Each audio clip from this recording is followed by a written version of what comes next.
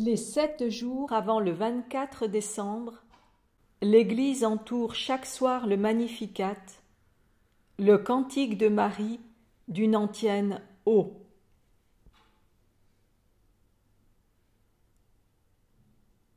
O sapientia, O Adonai, O radix, O clavis, O oriens, O rex, O Emmanuel. Héros, je serai là. Crasse, demain. Demain je serai là. C'est toute l'espérance de l'Avent. Dieu vient nous rencontrer. Dieu vient nous sauver. Aujourd'hui, 23 décembre, l'Église chante l'antienne Ô Emmanuel.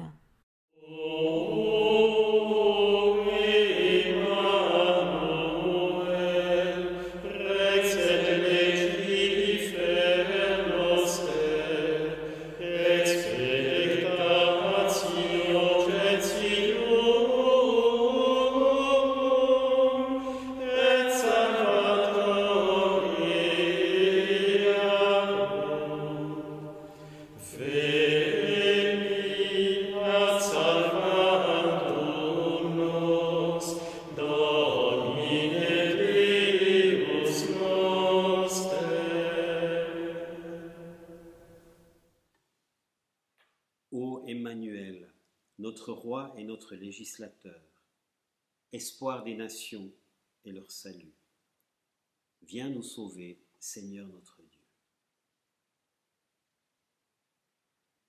Eh bien, nous arrivons à la dernière antienne, au dernier jour de notre préparation. Ô Emmanuel. Emmanuel, Dieu avec nous, c'est la traduction de ce mot. Emmanuel avec nous, et elle, Dieu. Ce nom vient d'Isaïe. Prophète Isaïe au chapitre 7, je vous propose de lire les versets 10 à 14. On va vous parler du roi Akaz, c'est un des rois d'Israël. Le Seigneur parla encore au roi Akaz. Demande pour toi un signe de la part du Seigneur ton Dieu, au fond du séjour des morts ou sur les sommets là-haut. Akaz répondit, non, je n'en demanderai pas, je ne mettrai pas le Seigneur à l'épreuve. Isaïe dit alors, écoutez, maison de David, il ne vous suffit donc pas de fatiguer les hommes, il faut encore que vous fatiguiez mon Dieu. C'est pourquoi le Seigneur lui-même vous donnera un signe. Voici que la Vierge est enceinte. Elle enfantera un fils qu'elle appellera Emmanuel, c'est-à-dire Dieu avec nous. Emmanuel, Dieu avec nous. C'est tout le sens de Noël, tout le sens du mystère de l'incarnation. Dieu se fait homme. Le Verbe se fait chair pour être avec nous, pour habiter parmi nous. Non pas en face de nous, non pas contre nous, mais avec nous. Et le Verbe s'est fait chair et il a habité parmi nous. Évangile selon saint Jean, chapitre 1, verset 14. Toutes les antiennes O de ces 7 jours sont tendus vers l'Emmanuel, vers la proclamation de Dieu avec nous. Dans la première antienne au Sapientia que nous avons médité et chanté le 17, la liturgie nous parlait de Dieu dans sa création. Puis elle a continué en parlant de la volonté de Dieu de se faire connaître à nous. C'est le don de la loi dans O Adonai. De nous libérer, de libérer toutes les nations, c'est-à-dire tout le monde. C'était les anciennes radix Yessé, racine de Jessé, clavis David, clé de David. Liturgie nous a parlé de la volonté de Dieu de nous illuminer, ô Oriens, ô toi qui te lèves, de nous réconcilier avec lui et les uns avec les autres. C'était Orex Gentium, Gentium, au roi des nations. Tout cela s'accomplit dans l'Emmanuel, dans l'inhabitation de Dieu parmi nous. Et d'ailleurs, l'antienne Ô Emmanuel reprend plusieurs titres de Jésus que nous avons vus déjà dans les autres antiennes. Ô Emmanuel, notre roi, c'était hier, au roi des nations, notre législateur, rappelez-vous l'antienne du 18, qui nous parlait du don de la loi à Moïse, espoir des nations, ça c'est aussi un écho à hier, le désiré des nations, et elle arrive sur le mot salut. L'Emmanuel est le salut des nations, c'est-à-dire de tous. Hier, pour la première fois dans l'invocation Veni, dans le Maranatha, nous avons demandé que le Seigneur vienne sauver. Souvenez-vous, Veni et salva hominem, quem de limo formasti, viens et sauve l'homme que tu as formé du limo. Jusque-là, jusqu'à hier, on avait demandé plusieurs choses, analogues certes, mais on n'avait jamais utilisé le mot salut. On avait demandé que le Seigneur nous enseigne, qu'il nous rachète, nous libère, nous illumine, mais jamais nous n'avions utilisé le mot sauver. C'est hier que le mot sauver a été lâché. C'est hier que nous avons demandé vraiment qu'il vienne sauver l'homme. Et aujourd'hui, ce mot sauver constitue le centre de l'invocation, du Maranatha, le centre du Veni, viens. On ne demande plus rien d'autre, on ne désire plus rien d'autre. On termine comme sur un sommet par cette demande, viens nous sauver, Seigneur notre Dieu. J'aimerais que nous fassions un petit détour du côté du songe de Joseph, rapporté dans l'Évangile selon saint Matthieu au chapitre 1er. À partir du verset 18, « Or, voici comment fut engendré Jésus-Christ.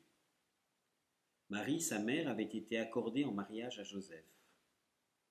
Avant qu'ils aient habité ensemble, elle fut enceinte par l'action de l'Esprit Saint.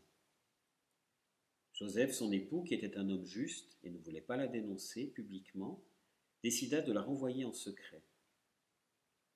Comme il avait formé ce projet, voici que l'ange du Seigneur lui apparut en songe et lui dit : « Joseph, fils de David, ne crains pas de prendre chez toi Marie, ton épouse, puisque l'enfant qui est engendré en elle vient de l'Esprit Saint. Elle enfantera un fils, et tu lui donneras le nom de Jésus, c'est-à-dire le Seigneur sauve, car c'est lui qui sauvera son peuple de ses péchés. Tout cela est arrivé pour que soit accomplie la parole du Seigneur, prononcée par le prophète. Voici que la Vierge concevra, et elle enfantera un fils. On lui donnera le nom d'Emmanuel, qui se traduit Dieu avec nous. Citation du passage d'Isaïe que nous lisions tout à l'heure. Cet évangile, c'est l'évangile de la vigile de Noël, de la messe de la veille au soir, ou de l'office de vigile, l'office de nuit. En songe, Joseph reçoit de l'ange la révélation du nom qu'il devra donner à l'enfant, le nom de Jésus. Dans la Bible, le nom, ça n'est jamais quelque chose de fortuit. Surtout pas pour un personnage annoncé, une figure annoncée, une figure importante, elle reçoit son nom. Jésus, qui est la figure la plus importante de la Bible, ne fait pas exception. Ce n'est pas les parents qui choisissent son nom, c'est l'ange qui communique à Marie et à Joseph, ici à Joseph, quel sera le nom de l'enfant. Jésus. La racine hébraïque sur laquelle est formé ce mot Jésus signifie le salut ou sauver. La racine qui signifie sauver. Le nom de Jésus signifie donc quelque chose comme le Seigneur sauve. C'est ce que nous dit l'Évangile. Et donc nous voyons que le nom de Jésus est intimement lié à sa mission. Il dit en lui-même la mission de l'enfant.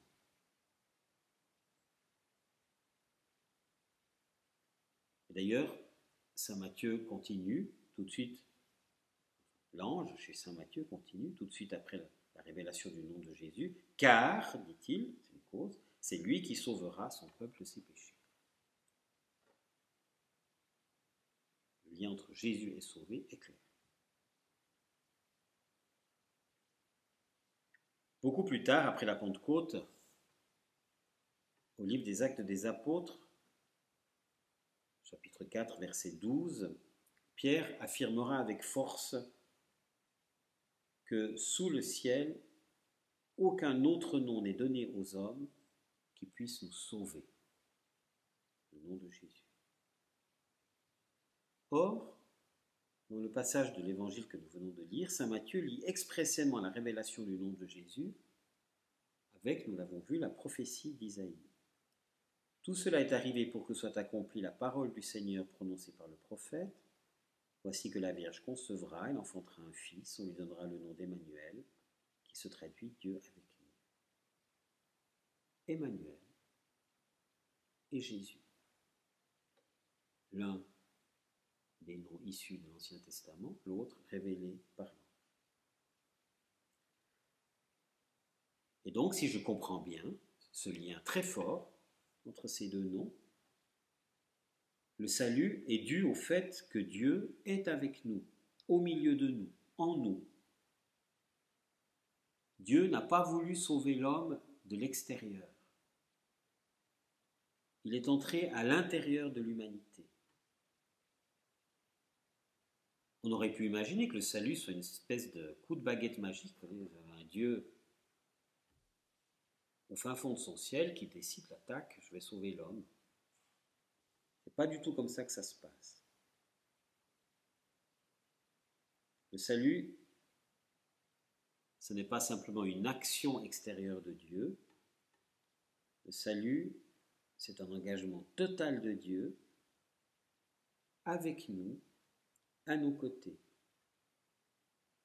Il est venu parcourir nos routes, se réjouir de nos joies, souffrir de nos souffrances, vivre de notre vie et mourir de notre mort. Cet engagement de Dieu pour nous n'a pas d'autre nom que l'amour. Le Maranatha de ce jour, le Veni, le vient nous sauver, est adressé à notre Seigneur et notre Dieu. Mais là encore, comme hier, il ne faut pas se faire une fausse image de Dieu. Notre Seigneur et notre Dieu, ce n'est pas un roi tyrannique assis dans la magnificence de son trône, que l'on supplierait dans l'espoir qu'il aura quelque condescendance pour nous. Celui que nous invoquons, ce n'est pas un Dieu qu'il faut tenter de fléchir. Celui que nous invoquons, c'est l'Emmanuel, c'est-à-dire celui qui est déjà avec nous, qui est déjà à nos côtés. donc ce que nous demandons, ce n'est rien d'impossible. Nous demandons ce pourquoi Jésus est venu et qui est révélé par son nom lui-même. Le nom de Jésus révèle à la fois sa mission, nous sauver, et son être profond, son désir profond de nous sauver. Dieu ne veut rien d'autre en Jésus que notre salut. La venue de Jésus en notre chair n'a pas d'autre but que notre salut. Dieu n'a pas d'autre but que de nous sauver. Du coup, l'invocation de l'antienne, le cri de l'antienne, le Maranatha de l'antienne, viens nous sauver Seigneur notre Dieu, ça n'est plus un appel anxieux, il est chanté en toute confiance, il est la rencontre entre notre désir et le désir de Dieu, c'est-à-dire le salut du genre humain. Nous désirons être sauvés, être illuminés, être libérés. Et Dieu désire nous sauver, nous illuminer, nous libérer. C'est là toute notre espérance. Et finalement, c'est là toute la joie du mystère de Noël.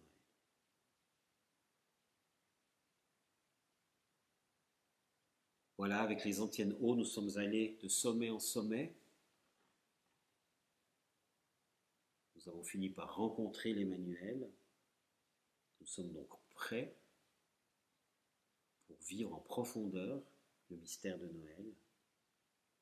Je vous souhaite à tous un très joyeux Noël, un très profond Noël.